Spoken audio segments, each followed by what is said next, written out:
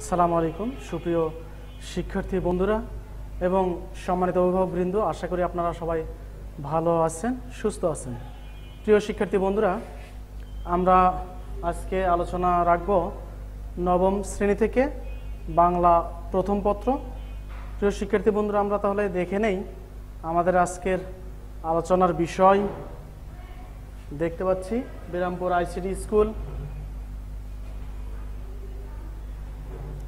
প্রিয় শিক্ষার্থী বন্ধুরা, আমরা আজকে এমন একজন কবি নিয়ে আলোচনা রাখব, কবিকে নিয়ে, যিনি বাংলা সাহিত্যের একজন সত্যিকারের আধুনিক কবি বলা হয়। আমরা সেই সাহিত্যিকের সমসাময়িক জীবন, তার যে মেধা মনন, সেই বিষয়ে আলোচনা করব। প্রিয় শিক্ষার্থী বন্ধুরা, তোমরা দেখতে পাচ্ছ বাংলা প্রথম পত্র, নবম শ্রেণী, সেই দিন এই মাঠ, জীবনানন্দ দাশ।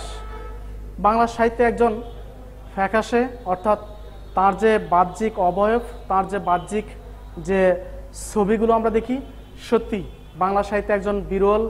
শুধু বাংলা সাহিত্যেই জীবনানন্দ দাশ এমন সময়ে এসেছিলেন যে সময়ে সারা পৃথিবীর একটি পরিবর্তন সূচিত হয়েছিল।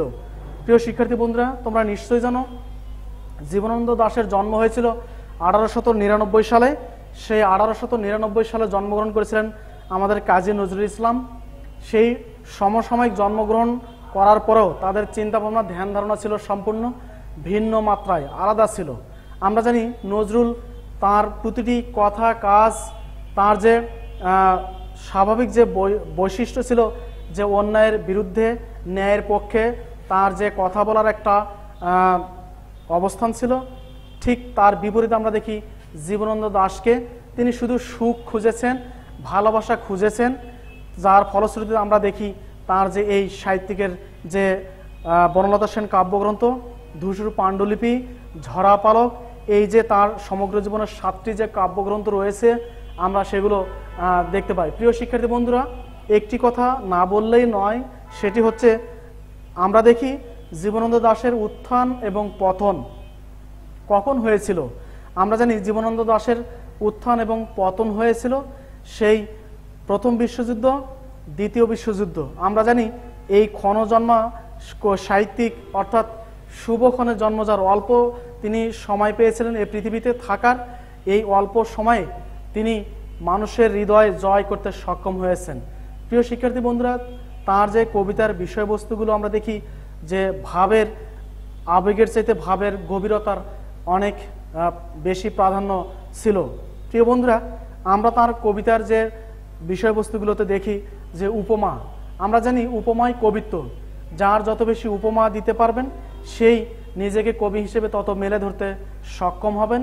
মূলত এই জায়গায় আমাদের জীবনানন্দ দাশ একজন সত্যিকারের আদর্শবান একজন সাহিত্যিক, যার কারণে তিনি শুধু বাংলাদেশে নয়, বিশ্ব সাহিত্য অঙ্গনে নিজেকে সুপ্রতিষ্ঠিত করতে পেরেছেন। আজও তার নাম শোভাবর্ধন করে তিনি রূপসী বাংলার কবি হিসেবে। প্রিয় বন্ধুরা, কথা না বাড়িয়ে আমরা তাহলে সরাসরি মূল ক্লাসেই চলে যেতে পারি। আমরা দেখতে পাচ্ছি লেখক পরিচিতি, আমরা একটু দেখে নেই তার পরিচয় পর্ব।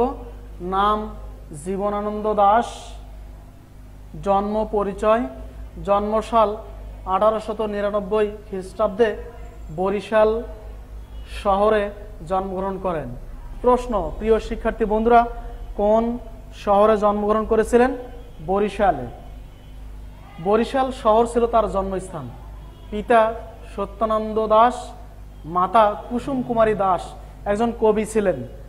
প্রিয় শিক্ষার্থী বন্ধুরা, আবারও বলছি, জীবনানন্দ দাশের মা কুসুম কুমারী দাস একজন কবি ছিলেন। আমরা দেখে নিলাম। শুধু তাই নয়, আমরা এই জীবনানন্দ দাশকে চিনি একজন পঞ্চ পাণ্ডব হিসেবে। প্রিয় শিক্ষার্থী বন্ধুরা, তোমরা নিশ্চয়ই জানো বাংলা সাহিত্যে 5 জন পঞ্চ পাণ্ডব রয়েছে। এই পঞ্চ পাণ্ডবদের আমরা যদি বলে থাকি, তাদের মধ্যে অন্যতম ছিলেন জীবনানন্দ দাশ। আমরা জানি পঞ্চ পাণ্ডবদের মধ্যে যারা ছিলেন, অমিয় চক্রবর্তী, জীবনানন্দ দাশ, বুদ্ধদেব বসু, বিষ্ণুদে, সুধীন্দ্রনাথ দত্ত, এই 5 জনকে বলা হয় পঞ্চ পাণ্ডব। কারণ তারা রবীন্দ্র যুগে জন্মগ্রহণ করেও রবীন্দ্র বলয় থেকে নিজেদের মুক্ত করতে পেরেছিলেন। তারা তাদের চিন্তাভাবনা, তাদের সাহিত্যিক যে গতি ধারা সেটি সম্পূর্ণ আলাদা ছিল। এটি সত্যি একটি ভাবার বিষয়। এই রবীন্দ্র যুগে জন্মগ্রহণ করেও রবীন্দ্র পর্বকে অপেক্ষা করে নতুন একটি মাত্রা, একটি সংযোজন করবেন সাহিত্য অঙ্গনে, এটি সত্যি অকল্পনীয় এবং কতটা মেধা আর প্রজ্ঞার বিষয় আমাদের ভাবিয়ে তুলতে পারে। প্রিয় শিক্ষার্থী বন্ধুরা, আমরা দেখে নেই এই সাহিত্যিকের শিক্ষা জীবন।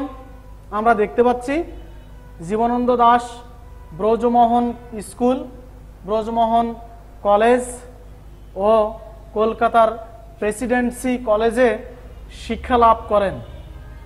তিনি 1921 খ্রিস্টাব্দে কলকাতা বিশ্ববিদ্যালয় থেকে ইংরেজি সাহিত্যে MA ডিগ্রি লাভের পর তিনি অধ্যাপনা শুরু করেন। আমরা বুঝতে পারতেছি তিনি ইংরেজি বিষয়ের একজন মানুষ ছিলেন, ভালোবেসে সাহিত্য রচনায় নিজেকে উৎসর্গ করেছিলেন এবং সুদীর্ঘকাল তিনি অধ্যাপনার কাজে নিযুক্ত ছিলেন। এই কবি একজন মানুষ গড়ার কারিগর হিসেবে নিজেকে উৎসর্গ করেছিলেন, অর্থাৎ মহান শিক্ষকতা পেশায় নিজেকে জড়িয়েছিলেন। প্রিয় বন্ধুরা, আমরা দেখে নিব সাহিত্য কর্মগুলো। আজকের এই যে আমাদের কবি সাহিত্য কর্মগুলোর মধ্যে অন্যতম দেখতে পাচ্ছি কাব্য গ্রন্থ, ঝরাপালক, ধূসর পাণ্ডুলিপি, বনলতা সেন, মহাপৃথিবী, সাতটি তারার তিমির, রূপসী বাংলা, বেলা অবেলা, কালবেলা ইত্যাদি। প্রিয় বন্ধুরা, ঝরাপালক কাব্যগ্রন্থ রচনার পরেও তিনি সেইভাবে নিজেকে উপস্থাপন করতে না পারলেও বনলতা সেন কাব্যগ্রন্থের মধ্য দিয়েই নিজের যে জাত পরিচয় সেটি তিনি উপস্থাপন করতে সক্ষম হয়েছেন। প্রিয় শিক্ষার্থী বন্ধুরা, আমরা জানি বনলতা সেন কাব্যগ্রন্থে 30টি কবিতার সমন্বয়ে একটি কাব্যগ্রন্থ। এই বনলতা সেন কবিতার মাঝেই নিজের যে মেধা মনন এটি প্রকাশ করেছেন। আমরা দেখি তৎকালীন সময়ে, অর্থাৎ সাহিত্যকে সমাজের দর্পণ বলা হয়, সমাজে যা ঘটে সেই বিষয়টি মূলত সাহিত্যের মধ্যে উপস্থাপন করা হয়। আমরা দেখি প্রথম বিশ্বযুদ্ধ, দ্বিতীয় বিশ্বযুদ্ধের মাঝেই এই জীবনানন্দের যে উত্থান পতন, সেই সময় মানুষের যে ভালোবাসা, মানুষের যে আদর স্নেহ, এগুলোর পরিবর্তে হিংসা এবং ক্ষমতার যে টানাপোড়ন, শিল্প কারখানার যে উত্থান, এই বিষয়গুলো মানুষের চোখে পড়ে। ভালোবাসার যে বন্ধন সেগুলো নষ্ট হতে থাকে, যার কারণে আমরা দেখি যে এই কবি নিজেকে উপস্থাপন করেছেন একজন প্রকৃতির মানুষ হিসেবে। তিনি এই মনুষ্য জগৎ থেকে সরে গিয়ে যে আমাদের প্রকৃতি, সেই প্রকৃতির মাঝে নিজেকে ডুবিয়ে রেখেছেন। আমরা তারই প্রতিচ্ছবি দেখতে পাই বনলতা সেন কাব্যগ্রন্থে। প্রিয় বন্ধুরা, আমরা দেখতে পাচ্ছি যে তিনি কবিতা ছাড়াও প্রবন্ধ গ্রন্থ লিখেছেন, কবিতার কথা। প্রিয় বন্ধুরা, আমরা দেখে নিলাম আমাদের এই সাহিত্যিকের যে সাহিত্যকর্ম সেগুলো। এই পর্যায়ে আমরা দেখে নিতে পারি পরলোক গমন। এই মহান সাহিত্যিক, মহান কবি আমাদের সবাইকে কাঁদিয়ে না ফেরার দেশে তিনি চলে গিয়েছিলেন 1954 খ্রিস্টাব্দে 14ই অক্টোবর। জীবনানন্দ দাশ কলকাতায় এক ট্রাম দুর্ঘটনায় আহত হন এবং 22শে অক্টোবর মৃত্যুবরণ করেন। আমরা জানি যে ট্রাম এটি একটি পরিবহন ব্যবস্থা, এর সাথে তিনি ধাক্কা খেয়েছিলেন, পরবর্তীতে তিনি মৃত্যুবরণ করেন। এই ক্ষণজন্মা সাহিত্যিক আমাদের মাঝে বেঁচে থাকবেন তার এই মহান সৃষ্টির মধ্য দিয়ে। আমরা জানি যে বয়সে মানুষকে বেঁচে রাখে না, কর্মে মানুষকে বেঁচে রাখে। প্রিয় শিক্ষার্থী বন্ধুরা, আমরা জানি জন্ম হোক যথাতথা, কর্ম হোক ভালো। এই কর্মের মাঝেই আমাদের মাঝে কবি বেঁচে রবেন চিরদিন, এই কামনা করি। প্রিয় বন্ধুরা, আমরা দেখতে পাচ্ছি সেই দিন এই মাঠ জীবনানন্দ দাশের একটি কবিতা। সত্যি আমরা যদি বোর্ড বইটি এই মুহূর্তে বের করি, প্রিয় শিক্ষার্থী বন্ধুরা, তোমাদের বোর্ড বইয়ের পৃষ্ঠা হচ্ছে 239 পৃষ্ঠা। তোমরা নিজেরাই যদি একটু বের করো তাহলে মিলিয়ে নিতে পারবে। 239 পৃষ্ঠা আমরা দেখতে পাচ্ছি যে সেই দিন এই মাঠ স্তব্ধ হবে না কো জানি, এই নদী নক্ষত্রের তলে, সেদিনও দেখিবে স্বপ্ন, সোনার স্বপ্নের স্বাদ পৃথিবীতে কবে আর ঝরে। প্রিয় বন্ধুরা, সত্যি তার যে ভাবের গভীরতা অনেক অনেক বেশি। সেই দিন বলতে কোন দিন? আমরা জানি যে সেই দিন বলতে কবির মৃত্যুর দিনকে বোঝানো হয়েছে, অর্থাৎ কবির মৃত্যু হবে। মৃত্যু চিরন্তন সত্য, মানুষের জন্ম মৃত্যু একটি নির্ধারিত সময়ের মধ্যে বেঁধে দেওয়া রয়েছে। এই মৃত্যু থেমে থাকবে না, মৃত্যু চলবে, কিন্তু মৃত্যুর পরেও এই প্রকৃতি, এই যে তার যে চারপাশের যে অবস্থান, এটি তার নিজস্ব গতিতেই কি প্রবাহমান থাকবে। তিনি জানেন বিচিত্র বিবর্তনের মধ্যেও প্রকৃতি তার রূপ রস গন্ধ কখনোই হারিয়ে ফেলবে না। অর্থাৎ একদিন আমার মৃত্যু হবে, মৃত্যু হলো এই যে প্রকৃতির রূপ রস গন্ধ, এটি অব্যাহত থাকবে।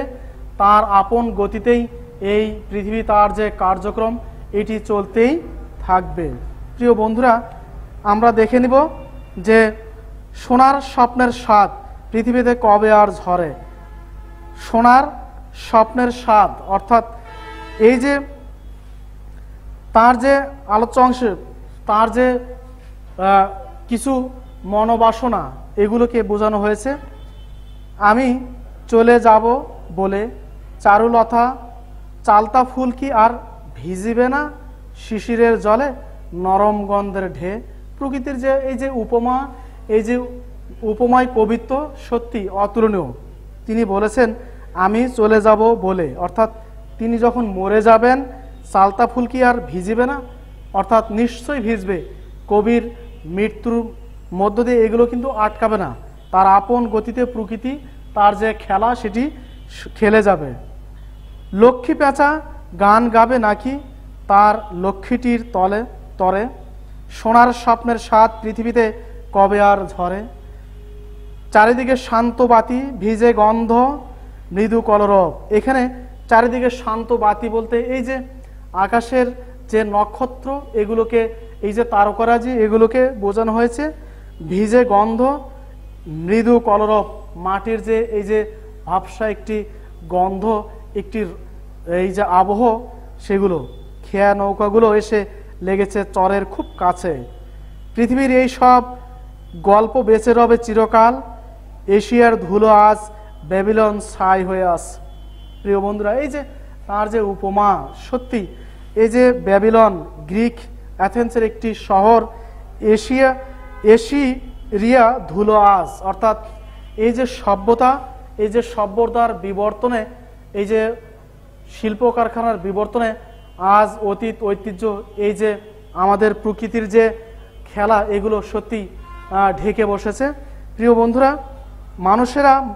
মানুষের গড়া পৃথিবীর অনেক সভ্যতা বিলীন হয়ে গিয়েছে।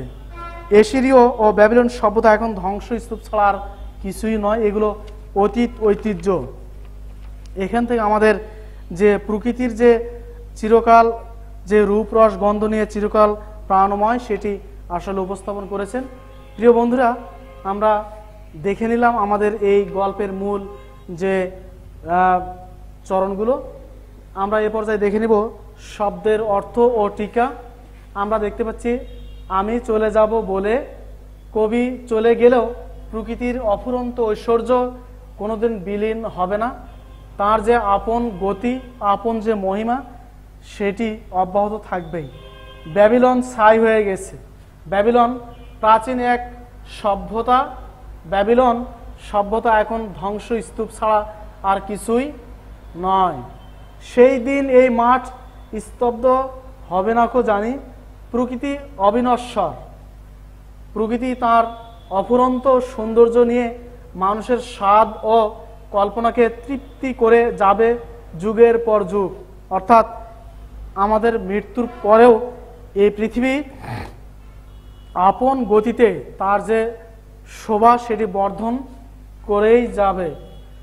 আমরা দেখতে পাচ্ছি উৎস, সেই দিন এই মাঠ কবিতাটি জীবনানন্দ দাশের রূপসী বাংলা কাব্যগ্রন্থ থেকে নেওয়া বা সংগ্রহ করা হয়েছে। প্রিয় শিক্ষার্থী বন্ধুরা, এখানে একটি প্রশ্ন যে সেই দিন এই মাঠ কবিতাটি কোথা থেকে নেওয়া? রূপসী বাংলা কাব্যগ্রন্থ থেকে নেওয়া। কার লেখা? জীবনানন্দ দাশের লেখা। জীবনানন্দ দাশ কত সালে জন্মগ্রহণ করেছিলেন? 1899 সালে। জীবনানন্দ দাশের পরিচয় কি? রূপসী বাংলার কবি। প্রিয় বন্ধুরা, আমরা দেখে নিলাম যে উৎস। আমরা এই পর্যায়ে দেখে নিতে পারি পাঠের উদ্দেশ্য। আসলে এই কবিতাটি কেন আমরা পড়ব, এর উদ্দেশ্যটি কি? নশ্বর মানবকে নয়, অবিনশ্বর প্রকৃতির রহস্যময় সৌন্দর্য সম্পর্কে জানতে পারবো আমরা। নশ্বর অর্থাৎ আমরা একদিন ধ্বংস হব, এই জন্য এটি হচ্ছে নশ্বর। আর যা ধ্বংস হবে না এটি অবিনশ্বর, হচ্ছে উপসর্গ, যার কারণে নতুন একটি অর্থ চলে এসেছে। অবিনশ্বর প্রকৃতির রহস্যময়, এটি কখনো আসলে ধ্বংস হবে না, সেই বিষয়টি এখানে আলোকপাত করা হয়েছে। অর্থাৎ স্পষ্ট প্রতীয়মান হয় মানুষ মরণশীল, এটি আজকে আমরা জানতে পারছি। কিন্তু আমরা বহু আগেই পৃথিবী সৃষ্টির পরে আল্লাহ বলে দিয়েছেন যে প্রত্যেকটি প্রাণীকে একদিন মৃত্যুর স্বাদ গ্রহণ করতে হবে, যার কারণে আমরা দেখি যে একদিন না একদিন আমাদেরও কি মৃত্যু হবে।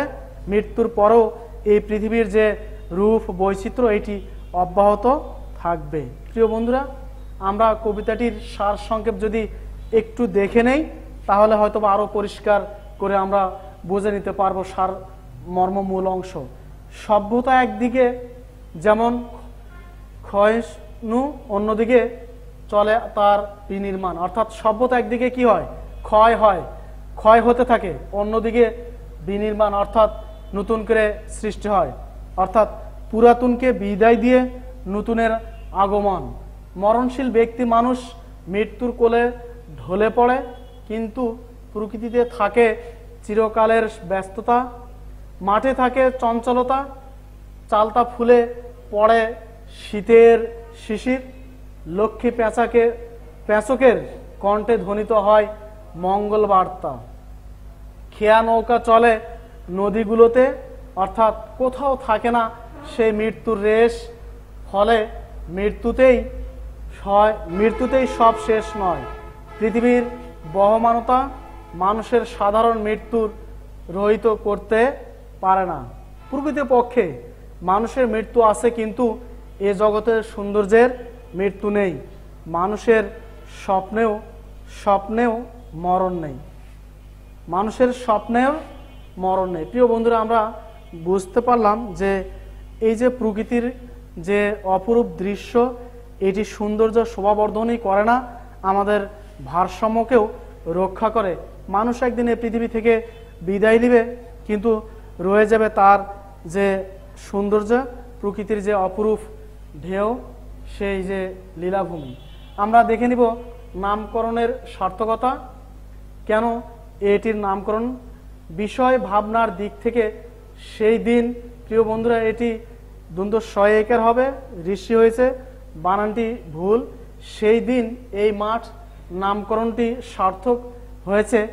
জীবনানন্দ দাশের কবিতার মূল কথা প্রকৃতির রহস্যময় সৌন্দর্য উদ্ঘাটন। বিচিত্র বিবর্তনের মধ্যেও প্রকৃতি তার রূপ, রস, গন্ধ কখনো হারিয়ে ফেলে না। কবি যখন থাকবেন না তখনও প্রকৃতি তার অফুরন্ত সৌন্দর্য নিয়ে মানুষের কল্পনাকে তৃপ্ত করে যাবে।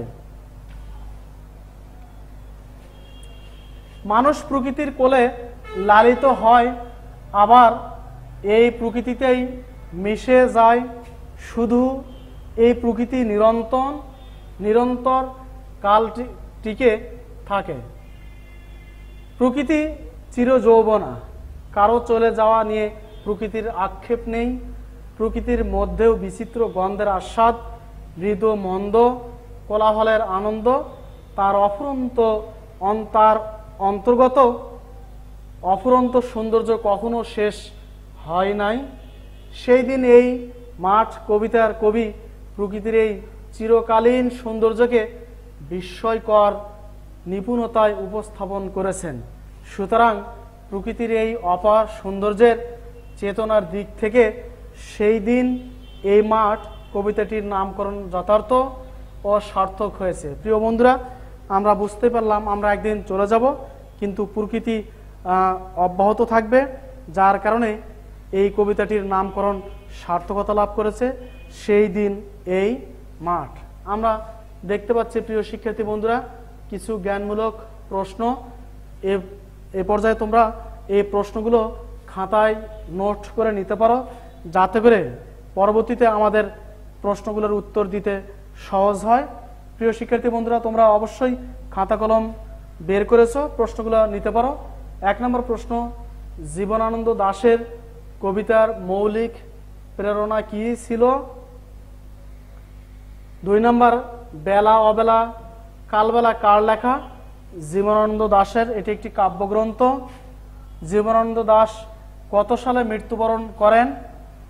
1854 সালে। সেই দিন এই মাঠ কবিতায় বর্ণিত ফুলের নাম কি? চালতা ফুল। জীবনানন্দ দাশ কত সালে মারা যান? 1854 সালে। সেই দিন এই মাঠ কবিতায় চারিদিকে কিসের উল্লেখ রয়েছে? তোমরা দেখে নিও। সেই দিন এই মাঠ কবিতায় কবি জীবনানন্দ দাশ। জীবনানন্দ দাশ কত সালে জন্মগ্রহণ করেন? 1899 সালে। কুসুম কুমারী দাস কোন ধরনের কবি ছিলেন হিসেবে পরিচিতি লাভ করেন? জীবনানন্দ দাশের মায়ের নাম কি? কুসুম কুমারী দাস। প্রিয় শিক্ষার্থী বন্ধুরা, তোমরা নিশ্চয়ই এই প্রশ্নগুলো দেখে নিয়েছো এবং সেই সাথে লেগেছো। যদি অসুবিধা হয় আরেকবার তোমরা দেখে নিতে পারো।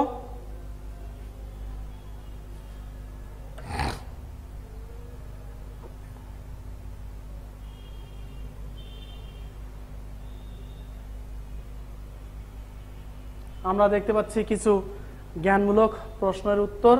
প্রিয় শিক্ষার্থী বন্ধুরা, আমরা নবম শ্রেণী থেকে আলোচনা করছি বাংলা প্রথম পত্রের সেই দিন এই মাঠ কবিতা থেকে জীবনানন্দ দাশের। প্রিয় বন্ধুরা, এই পর্যায়ে আমরা দেখতে পাচ্ছি কিছু অনুধাবনমূলক প্রশ্ন। তোমরা নিশ্চয়ই বুঝতে পারছো, এগুলো লিখে নিতে হবে, নোট করে নিতে হবে খাতায়।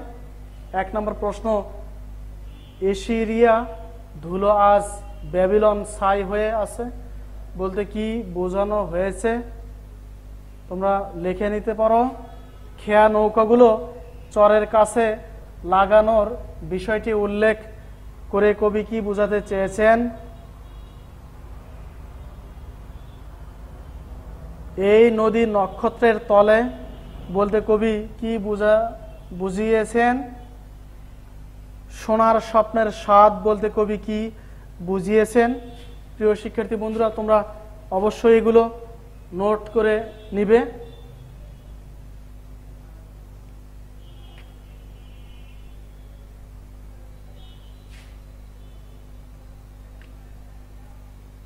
প্রিয় শিক্ষার্থী বন্ধুরা, আমরা দেখতে পাচ্ছি আরো কিছু প্রশ্ন।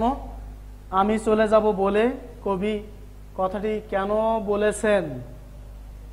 এই নদী নক্ষত্রের তলে সেদিন দেখিবে স্বপ্ন ব্যাখ্যা করো। লক্ষ্মী পেঁচা তার লক্ষ্মীটির তরে গান গাইবে কেন? ব্যাখ্যা করো। পৃথিবীর কোন গল্প চিরকাল বেঁচে রবে?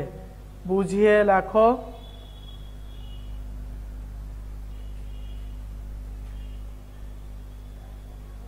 প্রিয় বন্ধুরা, তোমরা নিশ্চয়ই প্রশ্নগুলো উঠিয়ে নিয়েছো। আমি আবারও দেখাচ্ছি যাতে করে তোমাদের সুবিধা হয়।